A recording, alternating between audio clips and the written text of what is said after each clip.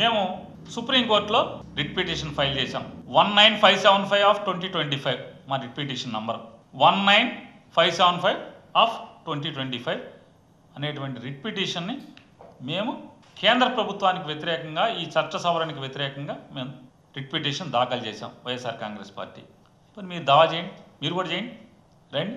ఏదో చెప్తున్నారు కదా, పాప ఊళ్ళో అమాయకులైన ముస్లింలు దొరికారు, ఎందుకని ఎదురు చెప్పలేరు, మీకు అధికారం మీ చేతిలో ఉంది.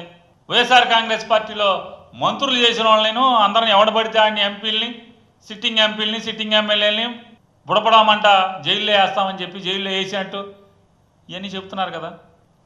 మరి భయంలో ఉన్నారు వాళ్ళు పాపం.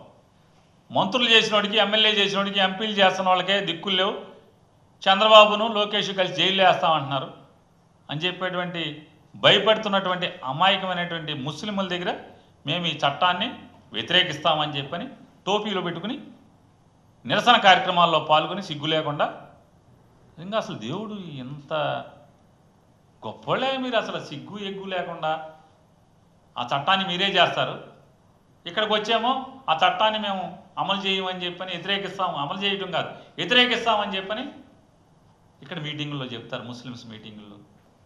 ఇటువంటి దిక్కుమాలిన దౌర్భాగ్యపు రాజకీయాలని కట్టిపెట్టమని చెప్పని, బేషరం పనులు మానేయమని చెప్పని తెలుగుదేశం పార్టీ వారికి హెచ్చరిక చేస్తూ